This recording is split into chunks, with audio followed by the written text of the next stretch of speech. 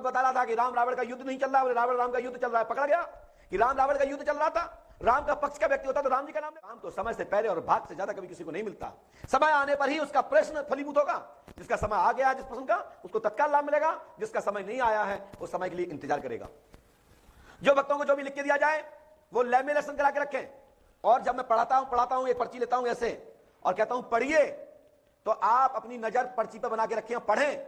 और आप नहीं पढ़ते हैं और बेवकूफ बनते हैं तो बन जाइए।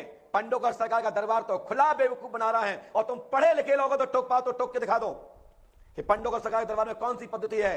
पंडोकर सरकार के दरबार में भूत भविष्य वर्तमान का केंद्र है, और अभी तत्काल क्या होने वाला है वो बताने की क्षमता रखता हूं और बताऊंगा। चाहे दुनिया की कोई ताकत आ जाए, कोई भी साइंटिस्ट हो, कोई भी वैज्ञानिक पद्धति की चिकित्सा विज्ञान हो, मैं सबको सादर आमंत्रित करता हूं। आज आइए, नहीं भविष्य में आप कहोगे कि मैं होता, मेरे सामने पंडोकर सरकार होते हैं तो मैं यूं धज्जियां उड़ा देता। मैं आमंत्रित करता हूं कि तुम मेरे धज्जियां उड़ा पाओगे कि हम तुम्हारी धज्जियां उड़ाते हैं। देखते हैं किसमें कितना पानी है। आप आइए, मैं आपको सादर आमंत्रित करता हूं। और पंडोकर सरकार दरबार में अमावस्या से पंचमी एवं दशमी तक ही आपका आमंत्रण है। उसके बाद मैं बाहर जाता हूं, भक्तों के निवास पर जहां हमारा आमंत्रण होता है, जहां हमारा कार्यक्रम निर्धारित होते हैं, वहां जाता हूं। वहां पर भी पर्ची बनाई जाती है। 24 घंटे 365 दिन निरंतर दरबार चलता रहता है, मैं कहीं भी रहूं। लेकिन दरबार की गद्दी का महत्व है। अमावस्या से दशमी तक यहां दरबार होता है, और पूरे भारत के लिए पंडोकर दरबार ही त्रिकालदर्शी सम्राट के नाम से स्थापित है। और यदि कोई मेरा निमंत्रण स्वीकार कर पाए, चाहे वो कितने भी दरबार चलते हो, जो कहते हो कि मैं पंडोकर सरकार की तरह है, मेरा 3 अक्षर का कोई पॉइंट बता दे, क्या लिखा है, मैं उसे गुरु बना लूंगा। और नहीं तो वो हमसे पूछ ले, चाहे वो 2 किताबें 100 200 400 पेज की क्यों लिख के ना ले आए, मैं हलंत मात्रा शायद बताऊंगा। उसके बाद वो पंडोकर सरकार को साष्टांग हो जाइए और कहिए कि मैं बेवकूफ बना रहा था। नहीं तो एक दिन कपड़े में से धूल झड़ती है, ऐसे कोई तुम्हारी धूल जला देगा। उसमें पंडोकर सरकार की तरह इस भारत में संत तो हजारों करोड़ों हैं जिनकी कृपा से हम यहां बैठे हैं। लेकिन जो पाखंड कर रहे हैं, जो लोगों को बेवकूफ बना रहे हैं, लोगों को ठग रहे हैं और कह रहे हैं कि मैं पंडोकर सरकार की तरह हूं, चाहे तो वो उत्तर प्रदेश के हों, चाहे मध्य प्रदेश के हों, चाहे किसी भी स्टेट के गुरु हों, पद्धति अलग अलग है, मैं स्वीकार करता हूं। लेकिन ये कहें कि मैं पंडोकर सरकार की तरह बता सकता हूं, पंडोकर सरकार की तरह ही मैं लिख सकता हूं, तो आप अपना निमंत्रण बोलिए अपने यूट्यूब पर आकर के, मैं पंडोकर सरकार का निमंत्रण स्वीकार करता हूं। तो एक जगह निश्चित कर लीजिए, सभा निश्चित कर लीजिए, अपने 200 लोग बैठा दिए और हमारा एक व्यक्ति का क्वेश्चन बता दीजिएगा, और उस व्यक्ति का नाम रहेगा बिंदु शर्मा।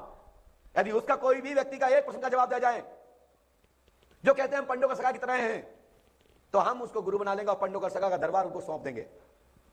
और नहीं तो पंडोकर धाम में मैं चेला चाटो सत, पंडोकर सरकार में आके झाड़ू मारो, ये ख्वाब छोड़ जाओ कि हनुमान जी के नाने राम जी से बढ़ के योगी बन रहा था जिसका नाम कालनेमी था, लेकिन हनुमान जी महाराज ने मार मार के भूत भगा दिया और कालनेमी की हवा उतार दी। तो वो भी तो त्रिकालदर्शी बन गया था। वो भी वो तो बता रहा था कि राम रावण का युद्ध नहीं चल रहा है, रावण राम का युद्ध चल रहा है। पकड़ा गया कि राम रावण का युद्ध चल रहा था। राम का पक्ष का व्यक्ति होता तो राम जी का नाम लेता, लेकिन रावण का पक्ष कैसे लिखा है, रावण राम का युद्ध चल रहा है।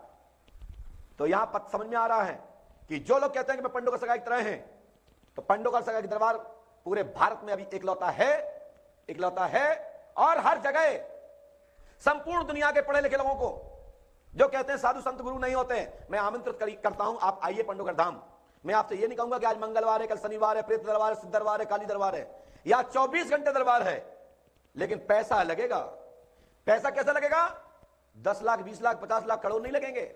हमारे यहां पर्ची का नियम है 1 रुपए से लेकर 2100 रुपए तक पर्ची कटवाइए, और जिस पर्ची की संख्या में जो आपका नंबर होगा उस नंबर पे हर बात पूछने के लिए आप बाध्य हैं, और मैं बताने के लिए तैयार हूं। समय का इंतजार करना पड़ेगा। यदि आपकी पर्ची नंबर 9 है तो 9 पे ही आएगा। तुम सोचो कोई कल लगा साहब मैं परीक्षा लेने आया हूं, तो हम इतने बेवकूफ नहीं है कि तुम खड़े हो जाओगे और मैं बुला लूंगा, नहीं, क्योंकि नहीं तो फिर 2100 रुपए वाले क्या करेंगे। वो जमाना गया जब मैं छोटा था, एक आदमी कहता था महाराज मैं संतुष्ट नहीं हूं, फिर मैं दिन भर उसी को बता रहा हूं, उसी को बता रहा हूं, सब लोग मुंह देख रहे हैं कि अरे गुरुजी हम लोग तो बैठे, मेरा नंबर ही नहीं आ रहा है, इस व्यक्ति का बड़ा अच्छा भाग्य है, गुरुजी 4 घंटे दे रहे हैं। वो 4 घंटे देने का मतलब होता था मुकेश जी उन्हें संतुष्ट करने के लिए कि नहीं पंडोकर धाम का नाम ना खराब हो जाए। लेकिन मैंने देखा इस पद्धति को हर व्यक्ति यूज करने लगा, महाराज मैं संतुष्ट नहीं हूं अभी, महाराज मैं संतुष्ट नहीं हूं, हमने नहीं है तो घर जा चल। लेकिन जी मैं घोषणा इसलिए कर रहा हूं नकली दरबारों के कालनेमी भैरव पाखंडवाद धर्म सत्ता की अपमान कराने में लगे हुए।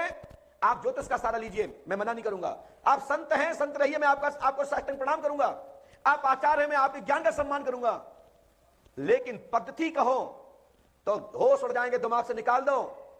पूरे विश्व में पंडोकर सरकार दरबार त्रिकालदर्शी सम्राट के नाम से मुकेश गुप्ता जी ने नाम स्थापित किया है। और अभी तो मैं सामने बैठा हूं, जब तक परमात्मा की कृपा है मैं हर प्रश्न का उत्तर देने के लिए तैयार हूं। और विज्ञान का जमाना है, फैलाओ इस वीडियो को इतना कि पंडोकर सरकार की पोल खुल जाए कि विज्ञान के युग में कैसे गर्ज रहा हूं, इस गर्जना के पीछे कौन सा टेक्निक है, इस गर्जना के अंदर ऐसा कौन सा सुराग है जिसमें मूसल घुसड़ा जा सकता है। एक लड़का कह रहा है यूट्यूब पर कि मैंने सुराग ढूंढ लिया है। आइए मैं तुमको, तुम्हारे दादा परदादा सबको, खानदान को आमंत्रित करता हूं।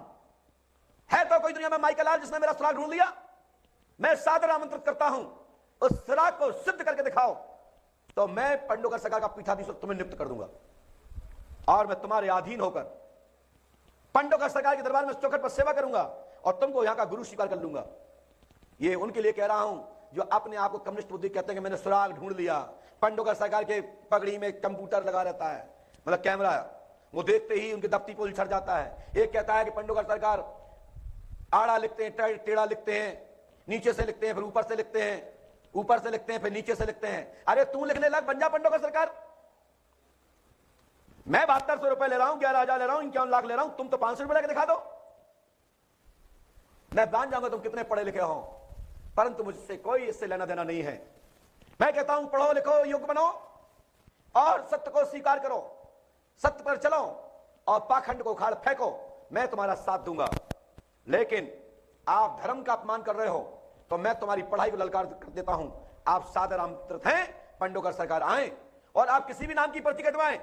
एक सज्जन कह रहे हैं कि कंप्यूटर पर यहां जितने लोग बैठे हैं मेरी आवाज उठा के बोलेंगे, मेरा साथ देंगे, और गलत कहें तो मना करेंगे, गुरुजी आप गलत कह रहे हैं। बताइए, आप लोगों ने पर्ची कटवाई कंप्यूटर पे, किसने तुमसे डायरेक्टरी पूछी? किसी ने आपका नाम पूछा इसलिए क्योंकि आप कहां से आए, लेकिन यह नहीं पूछा होगा कि आपकी क्या समस्या है। यदि इसमें दरबार में कोई बैठा है, कोई भी बच्चा, बेटी, मां, बहन, तो मैं श्री राम जी की शपथ है, किसी ने आपसे पंडोकर सरकार परिसर में, चाहे मैं हूं या शिष्टगण हो, आने जाने वाले ट्रेवल्स वाले हो, पंडोकर सरकार में यह नहीं पूछा जाता कि तुम क्या समस्या लेके आए हो। यदि किसी से पूछा हो तो हाथ उठाएं, कैमरा घुमाएं भैया, और सब लोगों के पास आवाज पहुंच रही मेरी बात? ऐसा नहीं कि मेरी आवाज कैमरा में जा रही हो, आप लोग पता ही नहीं कि मैं क्या बोल रहा हूं। यदि ये मेरी आवाज सुन पा रहा है तो हाथ उठाएं सभी लोग। लो भैया, सब, यानी सबके पास आवाज नहीं पहुंच रही है, मेरी आवाज पहुंच रही है लोगों के पास? यदि पहुंच रही है तो बताएं, किसी ने कोई समस्या तो नहीं पूछी? आश्रम में किसी ने, कोई भी दरबार में किसी शिष्य ने, किसी भी गुरुजी ने, किसी भी आचार्य ने, किसी भी ट्रेवल्स गाड़ी वाले ने कोई समस्या तो नहीं पूछी? सभी लोग साथ आवाज बोलेंगे हां या नहीं। पूछिए, पूछिए। एक लोग नहीं, सब बोले है।